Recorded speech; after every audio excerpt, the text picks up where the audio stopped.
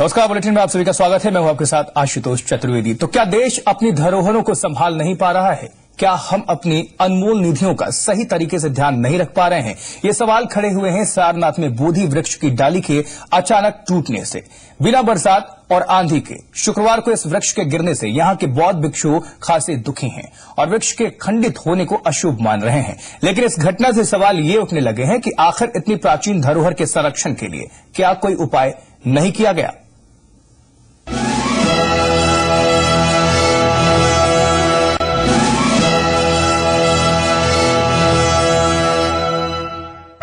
सारनाथ, वो स्थान जहां दुनिया को ज्ञान का प्रकाश देने वाले भगवान बुद्ध ने अपना प्रथम उपदेश अपने 5 शिष्यों को दिया था, जिसके बाद पूरी दुनिया में बौद्ध धर्म का प्रचार प्रसार शुरू हुआ।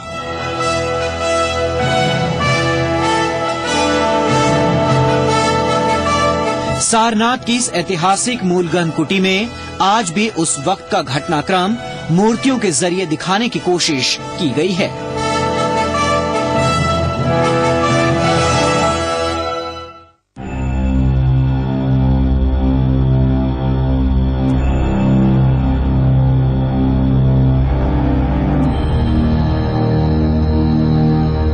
मूलगंध कुटी से सटे ही हैं ये बोधि वृक्ष, जो आज आधा जमीन पर गिरा है और आधा जर्जर हालत में खड़ा हुआ है।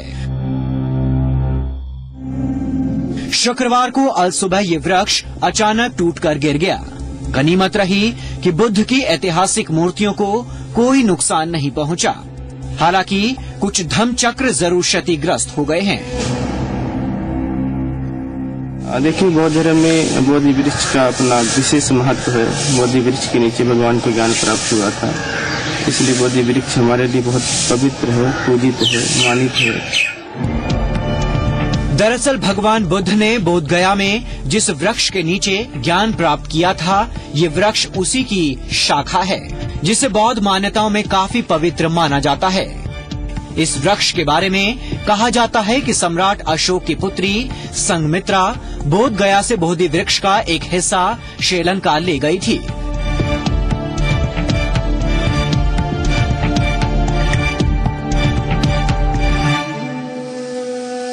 श्रीलंका से वृक्ष की एक शाखा महाबोधि सोसाइटी ऑफ इंडिया के संस्थापक भिक्षु अनागरिक धर्मपाल वर्ष 1931 में सारनाथ ले आए और उसे मूलगंध कुटी विहार बौद्ध परिसर में लगाया गया। तभी से देश विदेश के बौद्ध अनुयायी इस वृक्ष की परिक्रमा करते रहे हैं।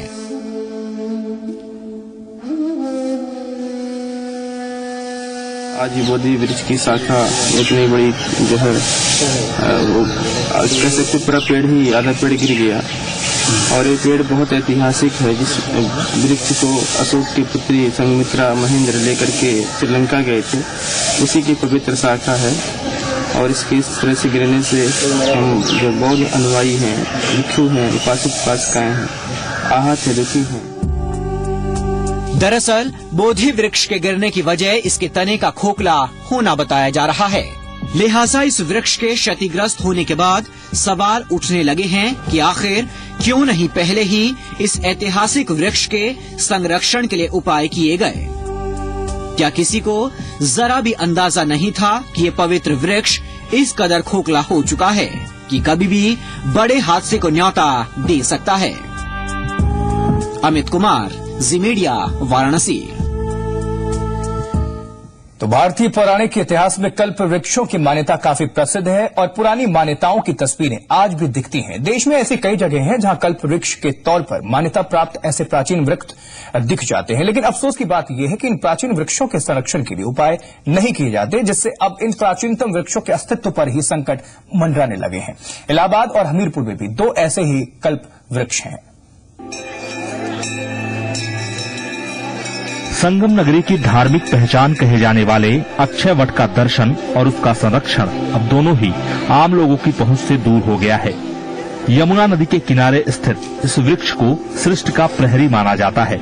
मान्यता है कि सृष्टि के विनाश के वक्त सिर्फ यही वृक्ष बचा था, बाकी सब कुछ नष्ट हो गया। लिहाजा संगम स्नान का पुण्य इस वृक्ष के दर्शन किए बगैर नहीं मिलता। तमाम धार्मिक मान्यताओं और आस्था से जुड़ा ये अक्षयवट अब सेना के कब्जे में है, जिसके चलते न तो इस तीर्थ का रखरखाव हो पा रहा है और न ही श्रद्धालु आसानी से दर्शन कर पा रहे हैं। इसका जो आज के परिवेश में लीजिए, जो वृक्षों से तात्पर्य है तो धरती का प्रहरी है, इस पृथ्वी का प्रहरी ये अक्षयवट, जिसका कभी क्षय न हो ऐसा वट वो है अक्षयवट। ये प्रयाग की धरती पर है। वटस्य पत्रस्य पुटे शयानम बालम मुकुंदम शीर्षा नमामि। ये जब प्रलय हो जाता है, सृष्टि का विनाश हो जाता है और सब जगह जल ही जल, प्लावन हो जाता है, जल प्लावन होता है संपूर्ण सृष्टि में, तो उस समय बड़ी ही रोचक कथा इसकी महाभारत में आती है। देखिए, इसमें बिना सेना के परमिशन के आप जा नहीं सकते हैं, दर्शन कर नहीं सकते हैं। और पातालपुरी मंदिर है, पातालपुरी मंदिर के नीचे ही कुछ जो शाखाएं हैं, उन शाखाओं को ही वास्तविक वटवृक्ष बता दिया जाता है, जबकि वो नहीं है। दरअसल पौराणिक मान्यताओं के मुताबिक इस अक्षयवट के नीचे दर्शन कर अर्जित किया हुआ पुण्य कभी क्षय नहीं होता, इसलिए इसे अक्षयवट कहा गया। मान्यता ये भी है कि ये सृष्टि का पहला आदि वृक्ष है, जिस पर स्वयं भगवान विष्णु विराजमान रहते हैं। ये 3 जगह है। ब्रह्मा जी ने इसकी एक शाखा गया जी में, एक जगन्नाथपुरी में कलम करके लगाई। वहाँ पूरे वृक्ष की पूजा होती है, वहाँ मूल जड़ की पूजा होती है, क्योंकि भगवान राम ने मूल का पूजन और दर्शन किया था। गया जी में आप लोग दर्शन करने जाएंगे तो वहाँ सिर्फ एक चरण के दर्शन है। वहाँ भगवान विष्णु के संपूर्ण दोनों चरण है। इन चरणों में जल फूल चढ़ा के पूजन करते हैं, स्पर्श करते हैं, भेंट करते हैं। भेंटने से सारी मनोकामनाएं पूर्ण होती है, सारे कष्ट दरिद्र रोग दूर होते हैं। इलाहाबाद के अलावा हमीरपुर में भी ऐसा ही कल्पवृक्ष स्थित है।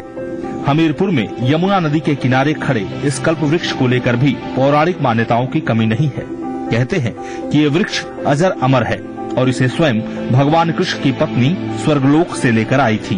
बहरहाल पौराणिक मान्यताओं को अगर छोड़ भी दें तो ये वृक्ष अति प्राचीन होने के चलते काफी दुर्लभ और महत्वपूर्ण है, जिसके रखरखाव के लिए अभी तक 34 लाख रुपए खर्च भी हो चुके हैं। बावजूद इसके अब ये जर्जर हो रहा है।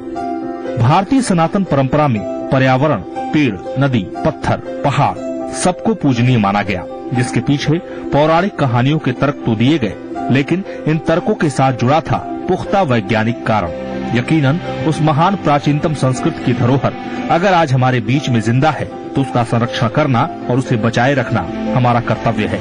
लेकिन अफसोस कि न केवल आस्था बल्कि पर्यावरणीय जीवन के इन दुर्लभ प्रतिमानों को सहेजने के लिए कोई कोशिश नहीं हो रही, जिससे इन प्राकृतिक उपहारों के अस्तित्वहीन होने का खतरा बढ़ता जा रहा है। हमीरपुर से रविंद्र निगम के साथ दिनेश सिंह, जी मीडिया, इलाहाबाद।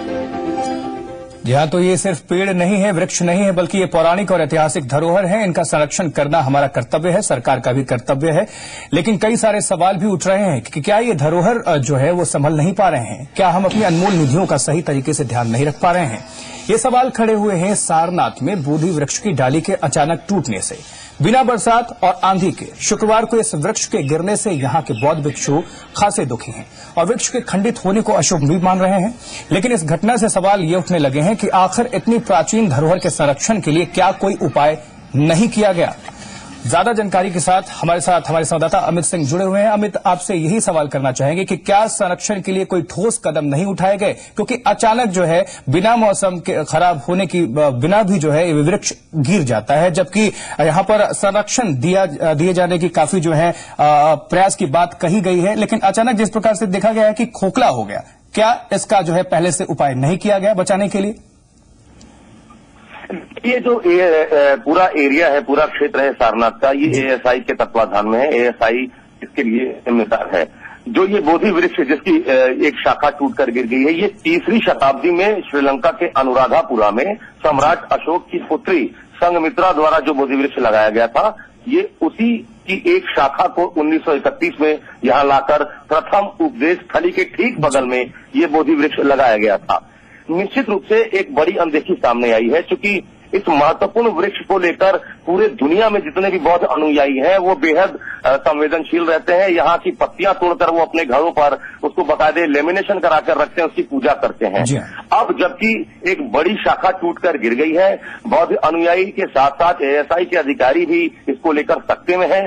इस खबर के बाद से डेवलपमेंट ये है कि अब इस बोधि वृक्ष के संरक्षण की जिम्मेदारी देहरादून के एफआरआई और बीएचयू के कृषि विभाग के जो वैज्ञानिक हैं उनको सौंप दी गई है, क्योंकि ये माना जा रहा है कि इस बोधि वृक्ष के कई अन्य शाखाएं हैं जिसमें कीड़े लगे हुए हैं और अगर इनका संरक्षण नहीं किया गया, इनकी देखरेख नहीं हुई तो और भी आने वाले समय में और भी शाखाएं टूटकर गिर सकती हैं। डी शिवली जो महाबोधि सोसाइटी के संयुक्त सचिव हैं, उनके तत्वाधान में आज शाम 5 बजे एक विशेष प्रार्थना की जाएगी और कहीं ना कहीं एएसआई से भी गुहार लगाई जाएगी कि आप इसको लेकर संवेदनशील बने, क्योंकि हमारे लिए बेहद महत्वपूर्ण है। जी अमित, जानना चाहेंगे एएसआई की तरफ से कुछ क्या यहाँ पर प्रतिक्रिया सामने निकल कर आई है कि जैसा कि आपने बताया कि संरक्षण की जिम्मेदारी उनकी है और पूरी तरह से संरक्षण दिया जा रहा है, बावजूद इसके जो है ये नुकसान हुआ और सबसे बड़ी बात यह है कि इस वृक्ष को पूजनीय माना जाता है और जैसा कि आपने बताया कि यहाँ पर पत्ते जो है लोग अपने घरों में लेकर पूजते हैं और रखते हैं, इसको शुभ माना जाता है। ऐसे में क्या कुछ प्रतिक्रियाएं सामने निकल कर आ रही हैं?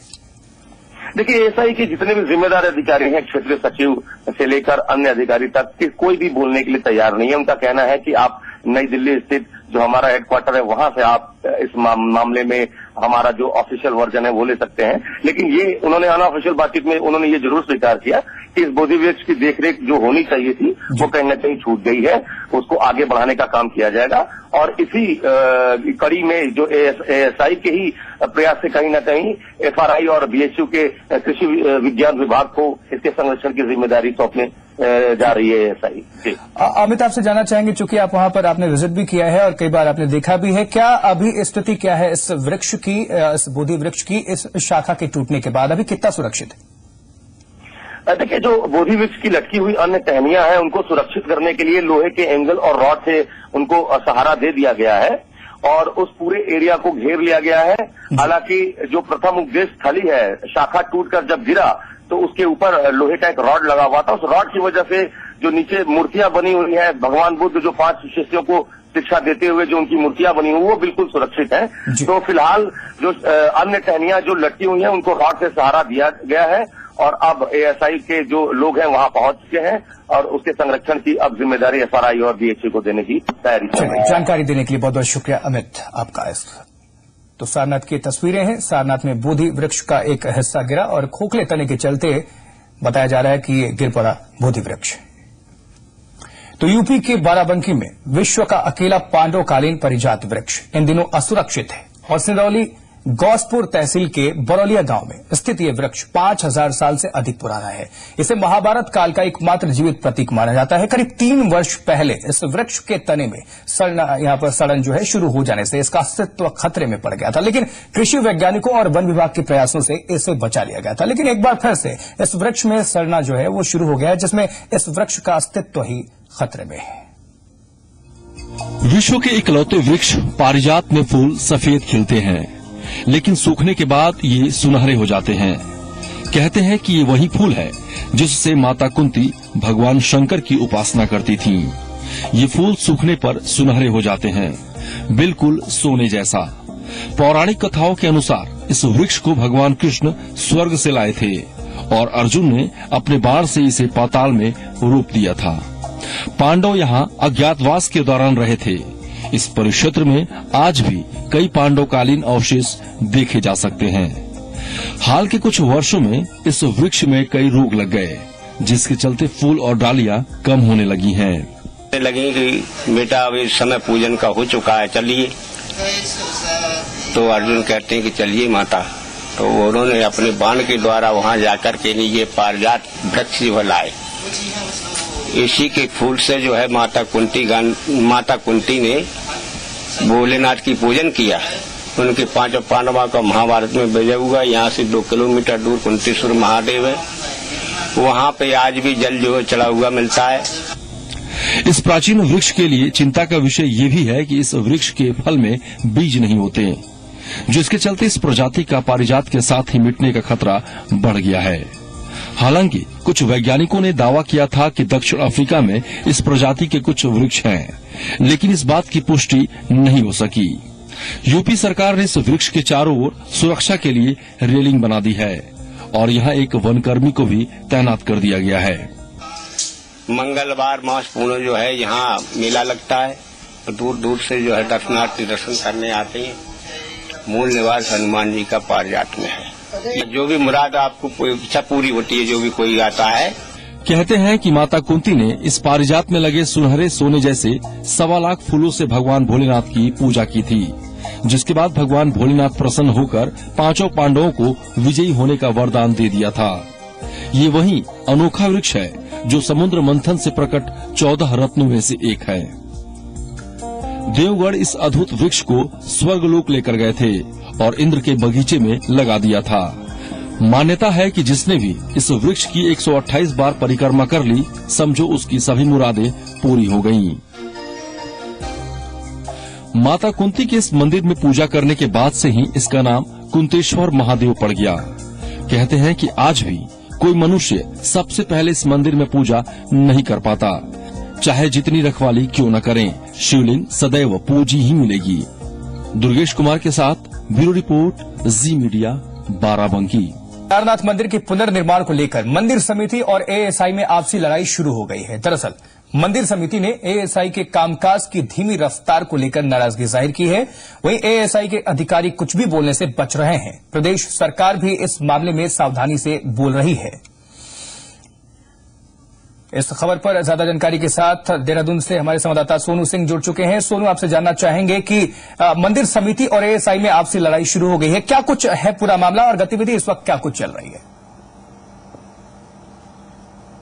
देखिए आशुतोष, जब केदारनाथ घाटी में आपदा आई थी इस राज्य में वर्ष 2013 में, तो उसके बाद जो देखरेख की जिम्मेदारी थी खास तौर से मंदिर की, क्योंकि एक ऐतिहासिक और पौराणिक धरोहर के तौर पर मंदिर को देखा जाता है, इस लिहाज से जो एएसआई एजेंसी है उसको देखरेख की जिम्मेदारी दी गई थी और लगातार जो एएसआई के अधिकारी हैं, जो साइंटिस्ट हैं, वो लगातार नजर बनाए हुए थे। लेकिन जो मंदिर समिति है, कुछ समय पहले मंदिर समिति के कुछ पदाधिकारियों ने ये नाराजगी जताई है, एक सुझाव के तौर पर उनसे इस बात की मांग की है कि जो कामकाज की रफ्तार है, मानसून दस्तक दे, चूंकि प्री मानसून चल रहा है, पूर्वानुमान पहले ही व्यक्त कर चुके मौसम वैज्ञानिक, ऐसे में मानसून आने से पहले ये जो कामकाज है इसको पूरा कर लिया जाए। निश्चित तौर पर उसकी रफ्तार धीमी होने को लेकर के मंदिर समिति ने अपनी नाराजगी व्यक्त की थी और ऐसे में जब हमने एएसआई के अधिकारियों से उनका पक्ष जानने की कोशिश की, उनसे बातचीत करने की कोशिश की, तो किसी भी तरीके का कोई रिस्पांस एएसआई के अधिकारियों ने देना मुनासिब नहीं समझा। तो इससे अंदाजा लगाया जा सकता है कि एएसआई के अधिकारी जो है वो अपने काम को लेकर कितना गंभीर है और कितनी गंभीरता के साथ वो केदारनाथ की जो व्यवस्था है, जिनकी उनको जिम्मेदारी दी गई है, उसके प्रति गंभीर है। तो ऐसे में लेकर आपसे खींचातान, हम कहें रस्साकसी जो है, दोनों की दोनों मंदिर समिति हो या एएसआई हो, इन दोनों में शुरू हो गई। तो अब ये देखना होगा कि सरकार इसमें किस तरह से हस्तक्षेप करती है और कैसे विकास के कार्यों को आगे अंजाम देती है। निश्चित तौर पर देखने वाली बात होगी कि सरकार की भूमिका कैसे जो है इसमें सामने खुलकर सामने आती है। बहुत बहुत शुक्रिया इस जानकारी के लिए सोनू आपका। तो केदारनाथ मंदिर के पुनर्निर्माण को लेकर मंदिर समिति और एएसआई में आपसी लड़ाई शुरू हो चुकी है। चलिए इस बुलेटिन में बहरहाल इतना